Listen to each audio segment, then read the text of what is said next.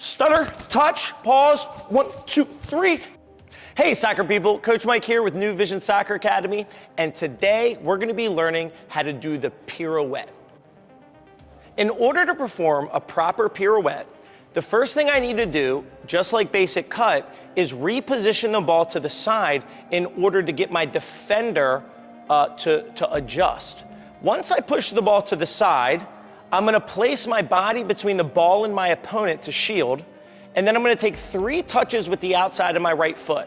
I'm gonna go 1, 2, 3, and spin around her, keeping the ball protected the entire time. That's really why this move is so effective, because of the position of my body. Let's do it one more time. I'm here, 1, I've already shielded, 2, and then 3, I'm out the other way, okay? It's very important to do this move with skill that I'm on the toe of my back foot. Being on your toes is a very good general rule in soccer to increase your quickness and your coordination, but especially with this move, if you try to do this move flat-footed, you really don't have much of a chance. So we're gonna touch to the side, 1, 2, 3, and I'm out. Good. Now, this move is great for center midfielders, and here's why. I wanna push the ball to the side of my body, and now I'm looking for a teammate on the right side of the field, right? It could be my right winger, maybe a right forward, looking for a through ball. And now, once I've done that, the center mid on the other team is forced to step to me.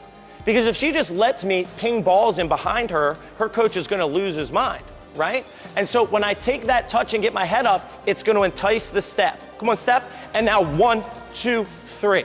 So again, the pause is key, right? I'm creating the moment in my mind as I'm doing the skill. I'm not just training and doing it as fast as I can.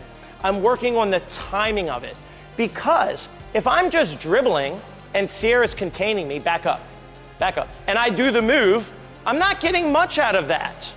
I've gotta figure out a way to bait her in and get her momentum to step. So I touch and pause, come on, oh, 1, 2, 3. And now I'm out. So now when you do it, girls, slow down, push to the side, let it get away from you, and then pop, pop, pop. Does that make sense? Make it happen, let's go. Good, a little tighter. Get on the toe of your back foot, high on your toe, good. Good. Good. Now with the pirouette, if your defender does an exceptional job, there's a way to counter out of it to beat her back in the original direction. So if I'm here, I take my touch to the side, I start to spin on my opponent, and she does a really good job and cuts that off. Well, in this moment, instead of taking the touch again, I'm just gonna jab and then escape with the inside of my right foot past her. So again, I'm here, I touch, she comes, I cut, then I just fake that next touch. Look, step. Now I want to escape with my right foot, not my left. Because my right foot, as I turn, come on Sierra, the ball stays safe as I turn on her. Does that make sense? So we're going forward, to the side, 1 outside cut, reposition my body, and then I'm blowing by them with the inside of my foot. There you go. No, inside left. Outside the foot, then inside same foot. Forward. Now, just to spice it up again, we can have the players do any skills they like or moves, maybe stutter steps and scissors and stuff, before they prepare it to the side and then spin. So it could look like this. I'm here. Now, notice how many times I changed my speed, right? I touched it forward, I hesitated before my stutter. Then I stuttered quick. Then I pushed slow, baiting the defender. Then I spin fast. So I'm changing my speed multiple times in order to add deception. So I'm here, stutter, touch, pause, 1, 2, 3, and now I'm out. Only will this move be very effective for manipulating the defender in front of you, but think about what the back line would have to do in response to this. I'm playing center mid and I touch in this position. I'm making it look as if I'm gonna play a long ball into the right corner. Well, not only is my defender gonna respond in order to step to me, but the defensive line is gonna be shifting in that direction as well. So when the defensive line shifts, who's my new best friend? My left winger, right? Because I've pulled the defense 5 yards in that direction in response to my vision.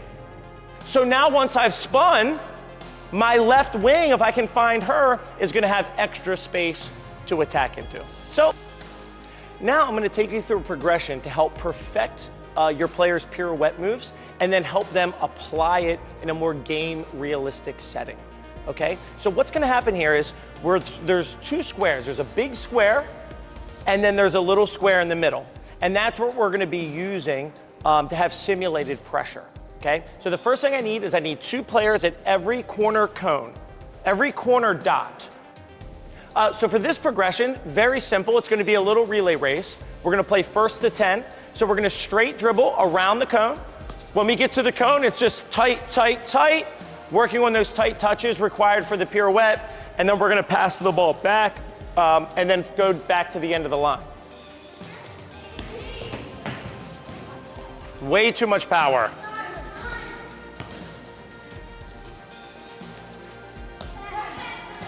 Good, take a knee.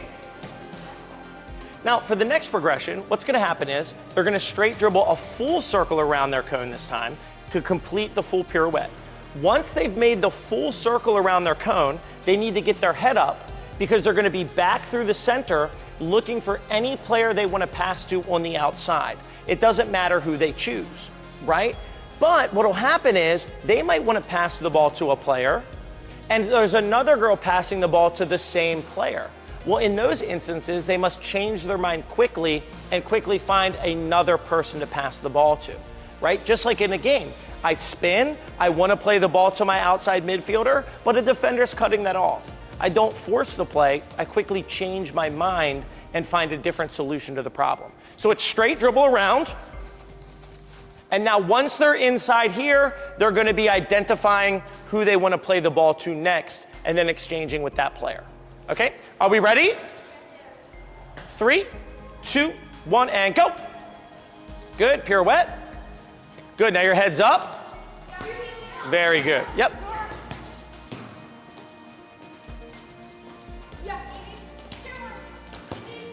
Very nice. Good. Now, during this drill, it's very easy for the kids to get a little bit sloppy.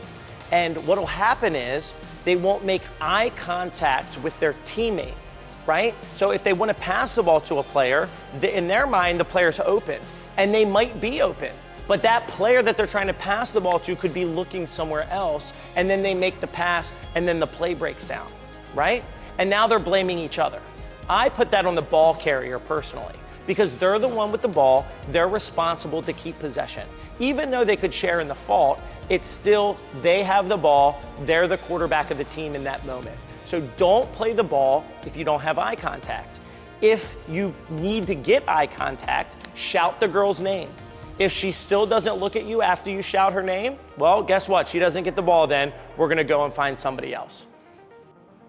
So that's a breakdown of how to properly use a pirouette in a game, how to protect the ball and spin away from pressure, and even manipulate not only your opponent, but the entire back line as well with your body language. Remember, it's very important to always have 2 threats at a minimum against your opponent. Without those 2 threats, you become predictable. If I'm always in dribble mode, I'm dribbling fast at a player all the time, well, that player is gonna defend me easily. They're gonna back up, they're gonna read my hips, and they're gonna run me off the ball. But true creativity lives in the balance of, am I gonna pass or shoot? And in that nuance and in that space, that little cat and mouse game between the attacker and the defender. And this doesn't exist just in soccer, it exists in all sports. Steph Curry wouldn't be the greatest jump shooter of all time if he never drove to the bucket. LeBron wouldn't be a great driver if he never shot a 3-point shot. The skill and creativity lives in that micro moment between whether am I gonna pass or whether I'm gonna shoot, and manipulate the defender from there. So, thanks guys, and